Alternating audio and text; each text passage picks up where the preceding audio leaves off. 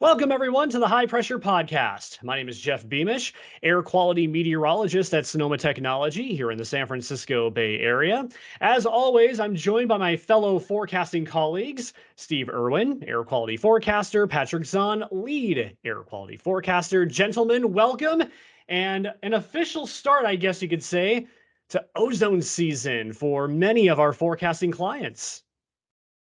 Thanks, Jeff. Yeah, we did have an exciting and it seems like an early start to ozone season this year. Let's talk about it. Let's get right to it. And this is really the Super Bowl of air quality forecasting as the calendar shifts to April and May. We start seeing longer days, more sunshine, temperatures gradually warming up, and that all leads to ozone becoming the primary pollutant. And for one of our forecasting clients, ozone got a little too high here in the early portion of April. Northeastern Ohio, Mahoning Valley, and the Youngstown-Warren region, to be specific, where on April 14th, they saw a daily maximum AQI for ozone of 115, which reached the unhealthy for sensitive groups category at the TCSE monitoring site. This marked the earliest USG ozone day for the Mahoning Valley in 13 years. You have to go all the way back to April 3rd of 2010 to find an earlier occurrence of USG ozone happening in the Youngstown-Warren region. So we're going to talk about this day. We're going to talk about the meteorological factors at the upper levels of the atmosphere and down at the surface that helped lead to USG ozone on April 14th in Youngstown. And we're also going to discuss any outside influences that could have played a role into this ozone event. Spoiler alert, there was an outside influence. We'll highlight that momentarily. But Patrick and Steve, I think it's probably important that we first discuss, as a refresher for those of you listening, watching, what exactly is ozone and why do we care about it this time of year? Well, ozone, it's a chemical reaction between sunlight and a combination of car exhaust, factory emissions, smoke, gasoline vapors. It's highly dependent, ozone, on how long the sun is out during the daytime hours and how warm temperatures can get. This is why we don't really worry about ozone production during the winter months, because the days are shorter and the temperatures are colder. That changes, though, heading into April, May, and of course during the summer months, when those daytime highs start to get super hot across the country. And of course, you have at minimum 12 hours of sunlight per day. Of course, clouds may mess that up, but nonetheless, this is the time of year that we watch for ozone production across the lower 48. One other factor for ozone that can drive it is regional weather patterns. That can really influence ozone production as well. For instance, in Youngstown-Warren, we watch for southeasterly winds because that can transport regional pollutants from western Pennsylvania into northeastern Ohio, which can not only influence ozone levels, but also fine particulate matter levels as well. So that's just the refresher. I know we've talked about it in the past here on the High Pressure Podcast. Maybe you're new to the podcast. That's what ozone is. Ozone, it's not great for your lungs, and there could be some serious long-term health effects, respiratory and heart health effects, for those of you that may be exposed repeatedly to high ozone levels when the AQI does get above 100. All right, we got the boilerplate stuff out of the way, so why don't we go ahead and get to the nuts and bolts of the April 14th ozone event in Youngstown-Warren. And to kick us off, talking about the upper level weather pattern on that day, I turn it over to Patrick. Thanks, Jeff. Before I get into the overall weather patterns, I do want to emphasize how rare this high ozone event was in the Youngstown-Warren region. And the graph that I'm showing right now is what we call a monthly climatology of observed AQI levels in the Youngstown-Warren region going back 5 years. And if you look at April here, this is sort of the AQI distribution that we expect based on 5 years of observations. And it shows, a little over 80% of days in the good AQI category and just under 20% of days in the moderate category. It doesn't show any days in the USG or unhealthy for sensitive groups category. And if we look at our our forecasting rules of thumb, what are the usual conditions that lead to USG ozone in April? We actually don't have any on record because it's so rare to see USG ozone days in April. So I just wanted to emphasize that this was a really unusual event. And in terms of forecasting, when we're looking at like late March, early April, that's usually a pretty quiet period. We're transitioning out of PM season into ozone season, but it's before we reach the maximum sort of ozone levels for the year. So this was a pretty special situation. Hey, really quick, just to point out too, when Patrick talks about USG ozone on record for us at Sonoma Technology, we do base our climatologies and our meteorological rules off of 5 years worth of air quality data. So our air quality information that we had for our internal rules and our internal climatology did not have in that early April USG ozone day that we talked about all the way back in 2010. That's right. Thanks, Jeff. Mhm. So now I do want to talk about the general weather patterns on the day of this event and actually starting the day before. And what we're looking at right now is an upper level weather map. So these are 500 millibar heights. Okay, that's showing us areas of high pressure and low pressure about 18,000 feet above the surface. And generally, under areas of high pressure, like we see this high pressure ridge, we can expect warmer conditions, clear skies, and if you have an area of low pressure, it's generally more stormy. So this is the day before the event. We're focused on Northeast Ohio, and we can see that there is a broad ridge of high pressure here. There's also what we call a cutoff low to the south that really isn't impacting the region that we're concerned with right now, but I just wanted to note it. So again, when we're looking at upper level ridges of high pressure, well, what's happening at the upper levels is generally you have descending air. So when air is sinking, it tends to compress the air in the layer below it, and that will cause that layer to warm up. And when you have warm air aloft or high in the atmosphere, that will prevent atmospheric mixing. And Steve's going to talk about this a little bit more, but it basically produces a temperature inversion. So with that temperature inversion, you have a very stable atmosphere. That's preventing mixing from happening.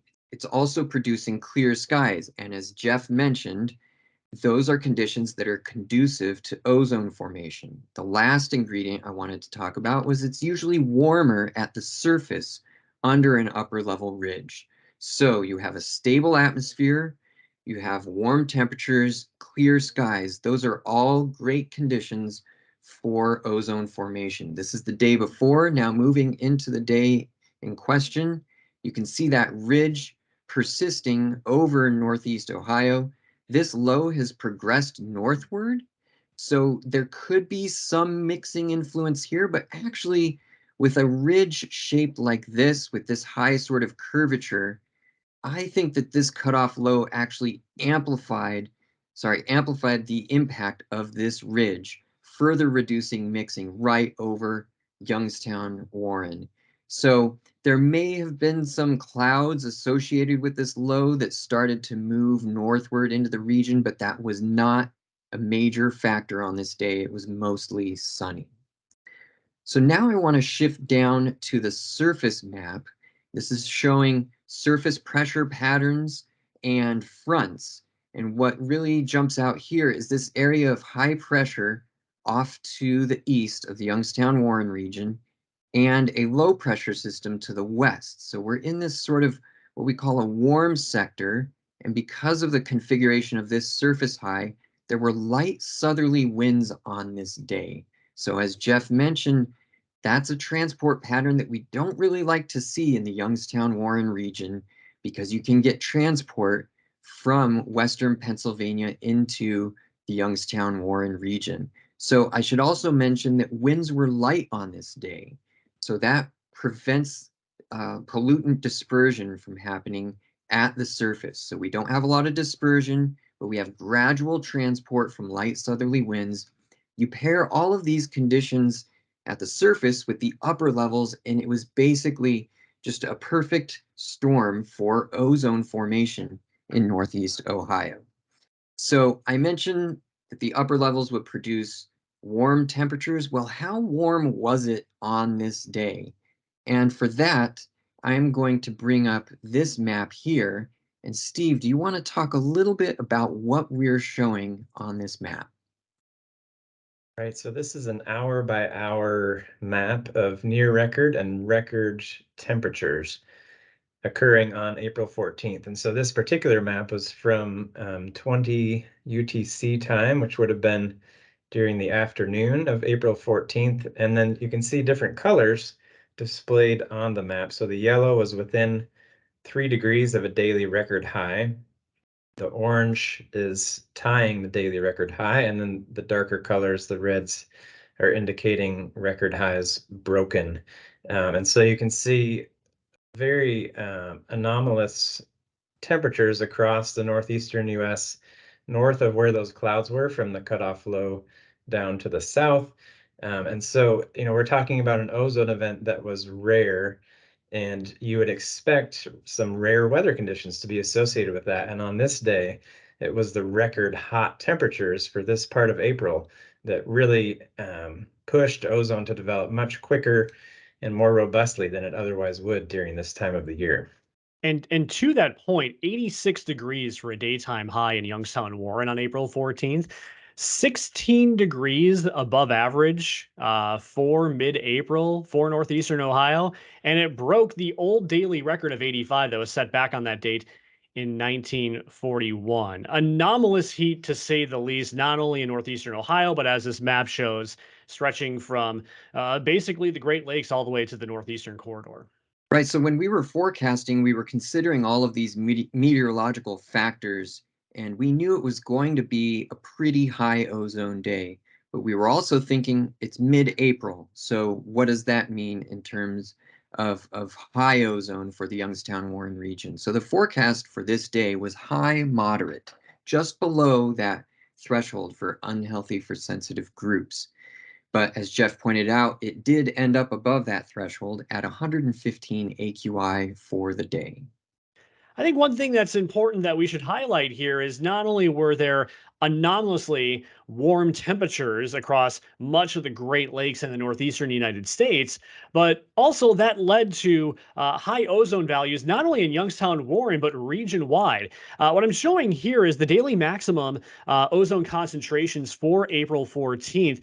And anywhere you see these orange dots here, that is observed unhealthy for sensitive groups ozone AQI levels. And on this date, you had USG, unhealthy for sensitive groups ozone, that was observed from northeastern Wisconsin all the way down the shoreline of Lake Michigan, Milwaukee, the Chicagoland, portions of western Michigan, stretching further east into northern Ohio, the Cleveland area, many air quality monitoring sites with USG ozone on this day. And then stretching even further to the east, you had USG ozone into the tri state, into Massachusetts, Connecticut, even a few spots, if you zoom in really quick, reached unhealthy ozone AQI levels just north of Hartford, Connecticut on April 14th. But to bring the focus back here to Youngstown-Warren, again, 75 parts per billion or 115 AQI on that day.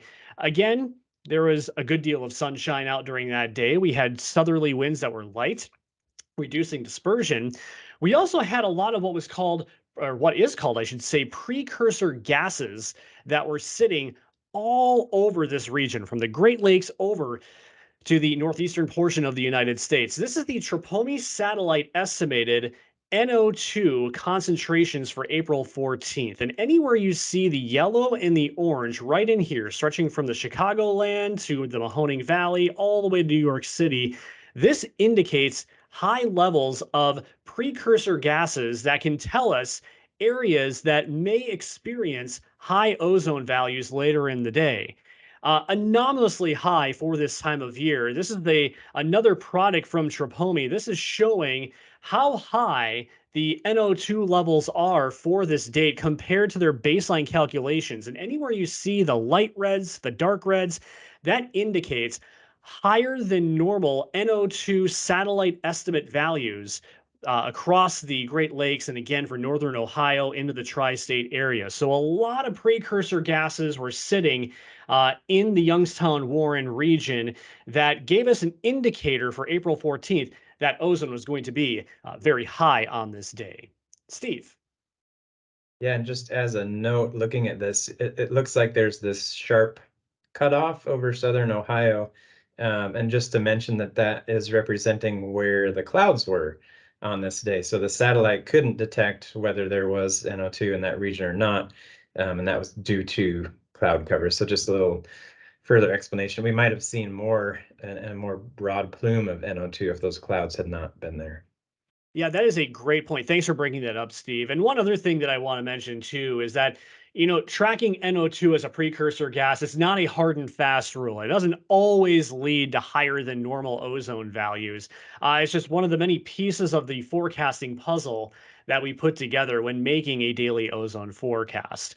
It happens that on this day, these high NO2 values, these high precursor gases, did lead to USG or even unhealthy ozone daily values from the Chicagoland all the way into northeastern Ohio and the tri-state area. Patrick, you had your hand up. I just wanted to emphasize that this was one of several pieces or ingredients that go into high ozone. You basically already covered it, but you need the warm temperatures, sunlight, and these precursor emissions to get all the chemical reactions that will produce ozone. So it is just one of several ingredients. And it's important to point out too that these precursor gases like NO2, they can originate from regional emissions, but they can also originate from other sources as well. And that other source was a huge factor into USG ozone, this early USG day in Youngstown-Warren on April 14th. So why don't we go ahead, Steve, and discuss the impacts of long-range pollutant transport and its role on April 14th in the Mahoning Valley. Thank you, Jeff. And before we get into what was causing this final ingredient that was causing this widespread ozone, I want to go back to the map here of the daily 8-hour average maximum ozone across the region. And one thing that jumps out to me is we're not just seeing high ozone in places like Cleveland and Chicago. We're also seeing in central Pennsylvania, we're seeing it in upstate New York, we're seeing widespread ozone. Typically ozone is more, as you said, related to the amount of population, the amount of traffic, the amount of factory production going on in an area. So a lot of times we don't see high ozone in rural areas. On this day, that was not the case. It's pretty widespread. So that was the first kind of tip of the hat to tell us there's something else going on here other than just the weather, the hot temperatures, and those things creating this ozone event. So we saw ozone was widespread across the region, and now we can look at what was causing that. What was the bigger part that was coming into play on this day to force just this widespread ozone and not ozone just in urban areas. So I've pulled up a map here of smoke and fire detections from satellite imagery going back to April 12th. And these lines on the screen represent where the air was coming from into Youngstown. So what we're seeing here are lines that go back to the source region of the air that was coming into Youngstown on April 14th. The green line represents 10 meters height above ground. The blue line is 500 meters, and the red line is 1,000 meters above ground level. And that is how deep the air was mixing in Youngstown on April 14th. So what this is telling us is that the air that was coming into Youngstown was very much impacted by not only these widespread agricultural burns going on across the southeastern US, but also this widespread smoke that had been building for several days. And so as we move forward, so that was April 12th that we were looking at. Moving ahead to the morning of April 14th, we can see in the Youngstown-Warren region, this is PM 2.5.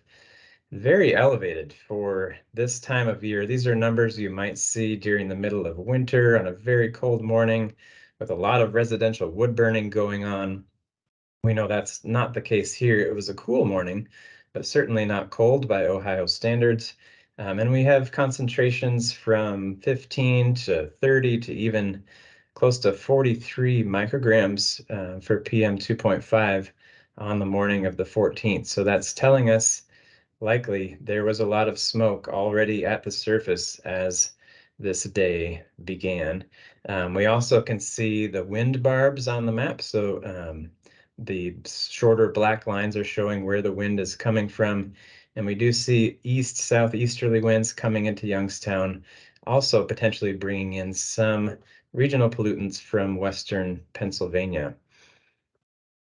As Patrick alluded to, when we have a ridge of high pressure aloft, that often creates conditions that are favorable for the development of low-level temperature inversions. What we're looking at here is a skew-T diagram from the morning of April 14th. Basically, we have cooler temperatures to the left here in degrees Celsius, warmer temperatures to the right. The surface is represented by this first point here. And as we look at that, we can see it was quite a bit cooler at the surface, close to about 12 degrees Celsius. And you only go up a short distance, less than 500 meters above the ground, and the temperature was above 20 degrees Celsius. And so that's a very stable condition. The air is happy to stay there. The cool air likes to sink to the surface. The warm air likes to be above the cool air. So it's very hard to get air to mix in that scenario. So any smoke that was at the surface was really being pushed right down to ground level, affecting those morning PM 2.5 concentrations in Youngstown and showing us there was smoke present. If we move this sounding or skew-T diagram forward to the evening hours, we can see that the surface temperature has now warmed up above 20 degrees Celsius.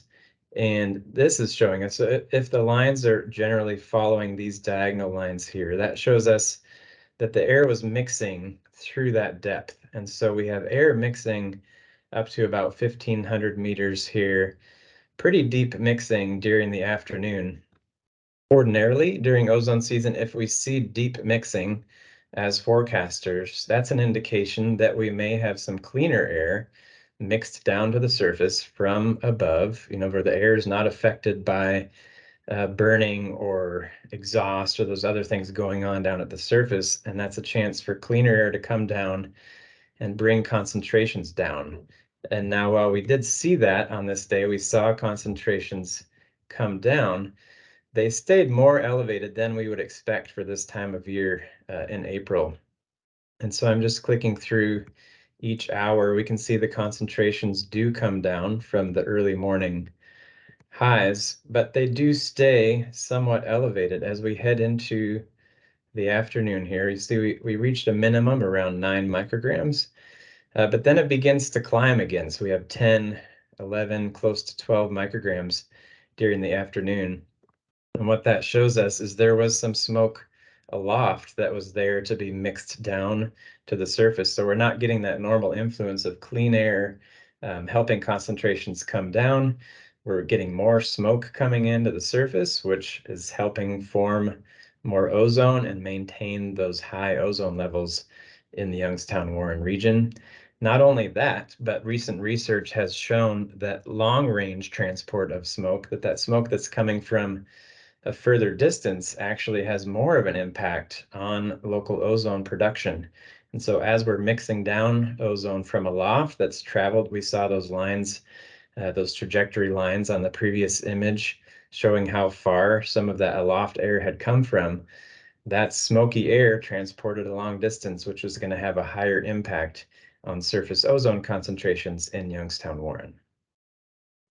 Yeah, Steve, I just wanted to follow up on a couple of comments that you made. The first is, I was wondering if you could zoom out on this image to really show how widespread this smoke plume was. Sure. Yeah, this, and like I said originally, this was accumulated over a period of several days of burning. Just switching And off the wind barbs there. And while this is loading, as Steve mentioned, several days of burning, and there was a good deal of carryover, pollutant carryover from day to day leading up to this event on April 14th in Youngstown-Warren. Prior to it, I think there were several days, a several day run of moderate ozone in the Youngstown-Warren region leading up to April 14th. So this is taking just a wider view as Steve has zoomed out. This smoke plume that really encompasses much of the northeastern United States, the Great Lakes, all the way down into the central and southern plains, with those red triangles indicating satellite detected fires. Right, and if you go back even a couple of days, you can see that the plume is even more widespread, and it really indicates smoke influence from numerous burns, not just in the region immediately surrounding Ohio, but over towards the Flint Hills region in Kansas, where they do a lot of ag burning in the spring, all across the southeastern US, and even in the Gulf region, stretching into Mexico, the Yucatan Peninsula. So there was widespread burning, producing significant smoke that built up over multiple days. And one caveat with viewing these images of the HMS smoke plumes is that we can't tell if that smoke is at the surface or aloft. And Steve mentioned that, there was a suggestion based on the PM that there was smoke at the surface early in the day, but there was probably also smoke aloft that was mixed down to the surface in the afternoon. So you can get sort of a double whammy there where you've got near surface smoke and then more smoke that's just built up region wide over multiple days that mixes down from higher elevations in the atmosphere. So that was definitely a major influence on the air quality this day, not just leading to the high ozone, but we saw unusually high particulate matter levels as well. It ended up in the mid-moderate AQI category, so not quite as noteworthy as the ozone, but still unusual. Very unusual. And going back to something that Steve pointed out earlier, when discussing some of the morning PM 2.5 concentrations, which were very, very high, 30s and 40 micrograms across northeastern Ohio. That's high for any time of year, let alone April, even for the winter months, even in the winter, getting hourly concentrations for PM 2.5 that are 30 plus are pretty rare even in cold weather regimes. So definitely anomalous, the amount of fine particulate matter that was sitting across the eastern Great Lakes and toward the northeastern United States, especially in April when your temperatures aren't as cold, your temperature inversions aren't quite as strong during the morning hours. Certainly speaks to just the amount of smoke that was sitting across the region on this day. And it's worth noting that smoke increases particle levels and it enhances ozone formation, but it depends on how dense that smoke is, which of those two pollutants will be primary. In some cases, when you have really dense smoke, and this is something that we're always watching out for, if it's very dense, particulate pollution might be primary, and it might be so dense that it actually blocks sunlight and prevents those ozone chemical reactions from taking place. So when it's really smoky, you can actually have lower ozone and much higher particles. That's something that we're always on the lookout for. And as we enter prime time for ozone formation in the summer, we're also watching out for smoke enhancement from wildfires and ag burns. Yep, and it's so funny. This just goes to show we've worked together for quite some time, Patrick.